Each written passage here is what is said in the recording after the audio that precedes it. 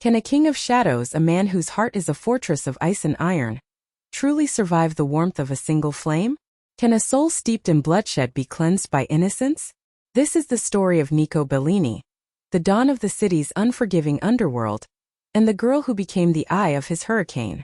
Nico ruled from a villa of cold marble and colder silences, a monument to power built on the bones of his enemies. His world was one of pinstripes, gunmetal, and the sacred vow of omerta. Into this world fell Isabella Rossi, a debt paid in flesh. Her father, a gambler with more hope than sense, had wagered his life and lost. Nico, in a rare moment of what could be mistaken for mercy, had taken his daughter as payment instead. She was to be a maid, a ghost in the hallowed halls of his empire, a constant silent reminder of his dominion. But Isabella was no ghost. She moved with a quiet dignity that grated on the sterile opulence of the mansion. There was a fire in her hazel eyes, a defiance in the set of her jaw that fascinated him. He would watch her from the shadows of his study, her hands tending to the blood-red roses in the garden, her touch gentle on petals as delicate as her own skin. She never flinched from his gaze, never bowed lower than necessary. She was a captive, yes, but her spirit remained stubbornly, infuriatingly free. This silent war of wills became the most intoxicating game in Nico's brutal existence. He was the Shadow King, a name whispered in fear, yet this girl, this slip of a thing with hands meant for artistry, not servitude, held a strange power over his focus. He saw the way she looked at the city lights from her small attic window, a prisoner gazing at a world she could no longer touch. And in those moments a crack would appear in the permafrost around his heart, a feeling so foreign and unwelcome, he would immediately drown it in whiskey and violence. His cousin and underboss Marco Vella, a man with a serpent's smile and eyes that held the glint of a waiting blade, noticed the Don's preoccupation. Marco saw weakness where Nico felt a flicker of something else. He saw a vulnerability, an exploitable flaw in the armor of the infallible Nico Bellini. To him, Isabella was not a person but a tool, a beautiful fragile little hammer he could use to chip away at his cousin's throne. He began with whispers, sly remarks to the other men about the Don's new pet one afternoon. As Isabella polished the grand mahogany table in the dining hall, Marco cornered her. He sauntered in, reeking of expensive cologne and cheap ambition. "Such delicate hands," he murmured, his gaze slithering over her. "A waste to spend your days scrubbing floors. The Don, he has a fine eye. But perhaps he doesn't see your full potential." Isabella simply stopped her work, her eyes meeting his in the polished reflection of the wood. "My potential is my own business, Signor Vella." The polite title was a slap, and they both knew it. Marco's smile tightened. "Careful, Passerato. Little sparrow. Cages can get smaller." He let the threat hang in the air, a poisonous smoke, before walking away, satisfied that he had planted a seed of fear. But he had misjudged her. He had planted a seed not of fear, but of rebellion. And he had, unknowingly, lit a fuse connected directly to the black powder heart of the man who owned everything in that house, including the very air they breathed. A blizzard descended upon the city that night, a furious whiteout squall that seemed to mirror the storm brewing within the villa's walls.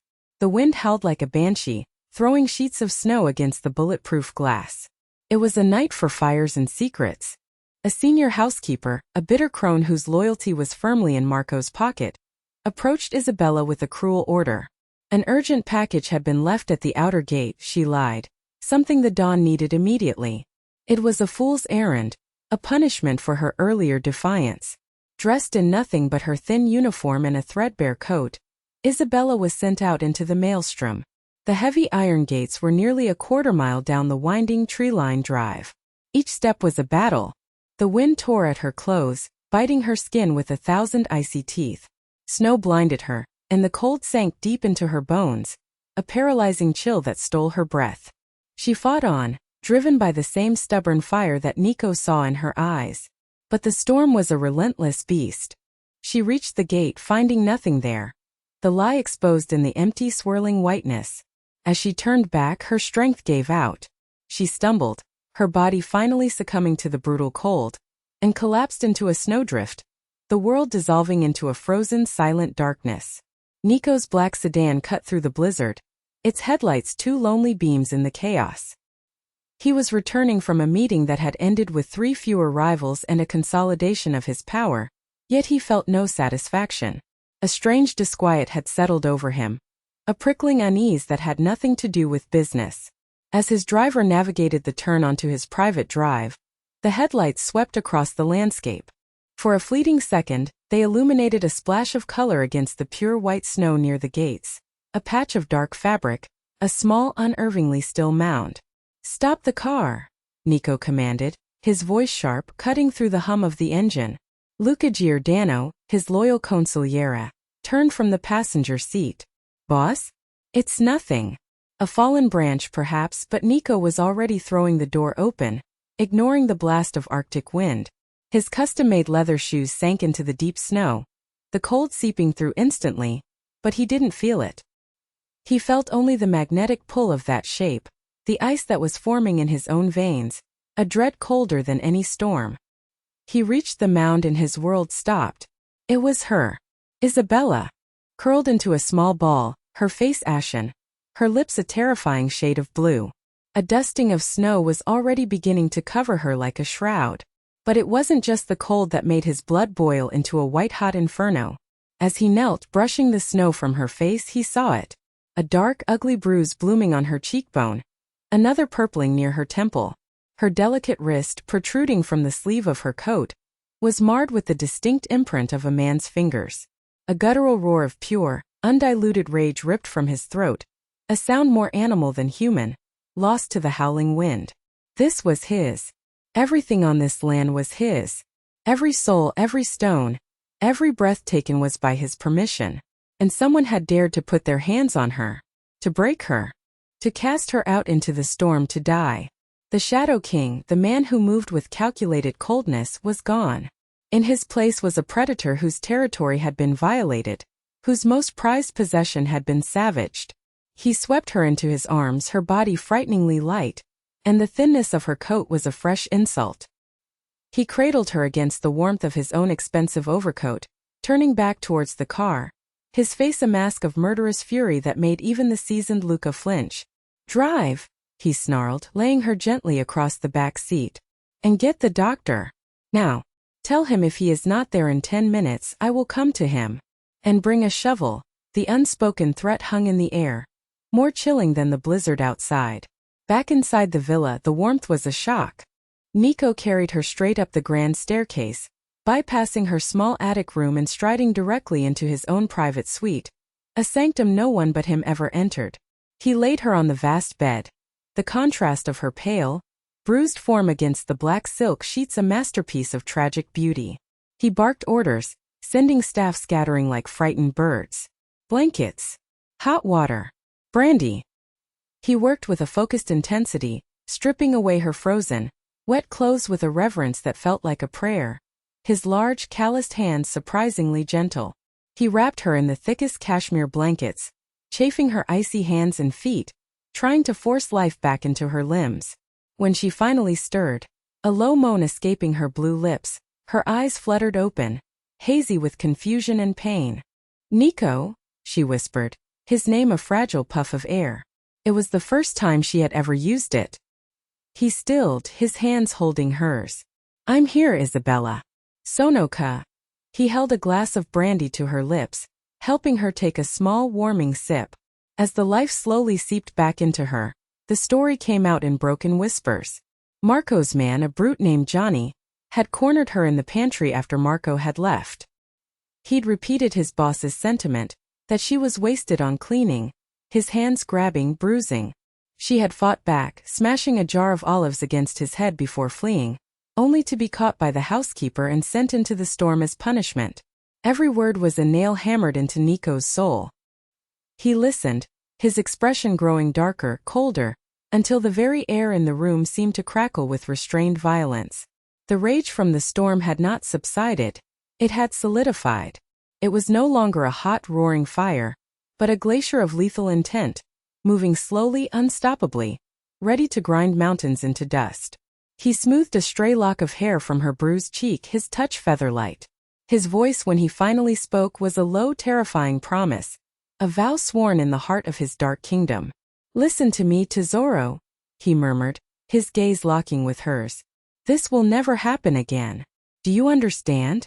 "Never." He leaned closer, his breath warm against her skin, the scent of whiskey and power enveloping her. "Chitai taka mure, whoever touches you dies." It was not a threat. It was a statement of fact, as immutable as gravity. In that moment, the ledger of her father's debt was burned. She was no longer a maid, no longer a pawn.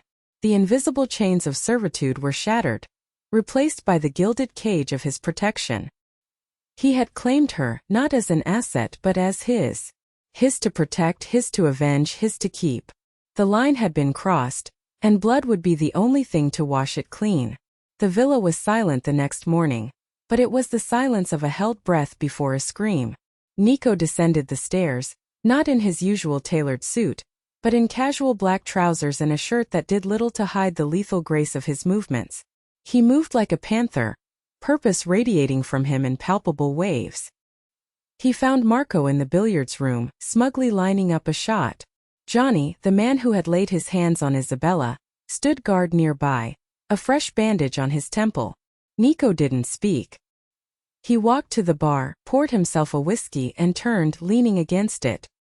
He let the silence stretch, coiling the tension in the room until it was taut enough to snap. Marco finally broke, his arrogance getting the better of him. "Cousin, you're up early. Bad night." Nico took a slow sip of his drink, his eyes like chips of obsidian.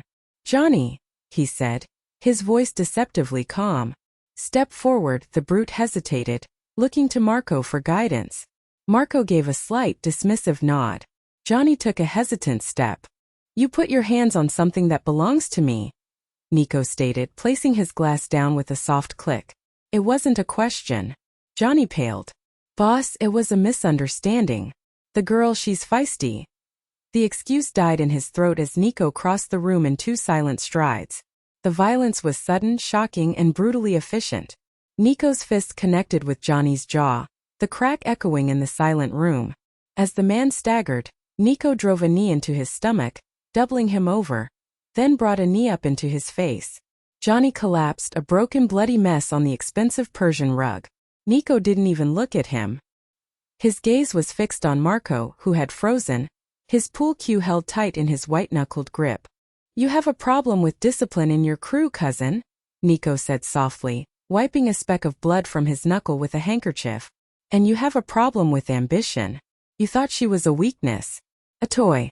You thought you could use her to provoke me, to test my control." He took a step closer to Marco, his shadow falling over him. "Let me teach you something about control. It is knowing when to unleash the monster, not caging it. You thought you saw a crack in my armor. You were wrong. You saw a door. And you just showed all my enemies where to find it." He didn't kill Marco. That would be too quick, too merciful. Instead, he systematically dismantled him. He called in his capos, with the broken Johnny as evidence. He laid out Marco's treachery, his willingness to endanger the Don's own household for a petty power play. He stripped him of his rank, his crew, his income. He left him with nothing but his life, a far crueler punishment in their world. He was now a ghost in the organization, a living warning. Luca Giordano watched from the doorway, a flicker of understanding in his wise eyes. This was not just about a maid. This was about the heart of their king. The shadow had found his flame, and he would burn the world down to protect it. In the quiet aftermath, the villa's atmosphere shifted. Isabella was no longer confined to the kitchens or the laundry rooms. She was an unseen, unspoken presence, moved into a suite of rooms adjoining Nico's, under his direct and suffocating protection. The bruises on her skin faded, but the invisible marks of that night remained, binding them together. One evening he found her on his balcony, staring out at the same city lights she once viewed as a prisoner. She wore a simple silk robe he had left for her, the fabric a soft whisper against her skin. He came to stand beside her, the space between them charged with everything unsaid. "Are you afraid of me?" he asked, his voice rough. She turned to look at him, her hazel eyes clear and unafraid. "I was. I'm not sure what I am now." She reached out, her fingers tentatively tracing the back of his hand, the one that had saved her, the the one that had broken a man for her. I see the man who carried me from the snow. Not the king everyone else sees. His defenses, so carefully constructed over a lifetime of violence and betrayal, crumbled under her gentle touch. He saw not a captive but an equal. He saw the fire in her that he craved, the goodness that he thought was lost to him forever. He tangled his fingers with hers, lifting her hand to his lips and pressing a kiss to her knuckles. "They call me the Shadow King," he confessed, his voice raw with an emotion he rarely allowed himself. "But you too say la mia luz. You are my light." In that moment, under the diamond-sharp stars, the boss and the maid ceased to exist. There was only Nico and Isabella, two fractured souls finding their whole in the most unlikely of places. Their love was born in a storm, a forbidden, dangerous thing. A single perfect red rose blooming in a field of fire and guns. A new order had been established. Isabella was no longer his prisoner, but his partner, the quiet, steadying force at the center of his violent world. She was the queen to his dark king, her compassion a strange and powerful weapon in a world that only understood brutality. Marco Vella was a ghost, for now his venomous ambition simmering in the shadows, waiting. The threats from rival families still circled like sharks sensing blood in the water, now drawn to the perceived weakness of a dawn in love. But what they saw as weakness, Nico was beginning to understand, was his greatest strength. But let me ask you, can a heart forged in violence ever truly know peace? Or is a love born from a storm destined to live in one forever? Tell me, what would you risk for a love that could either save you or destroy you completely? Share your thoughts below, because in the world of shadows and secrets, the most dangerous game is always the one played by the heart.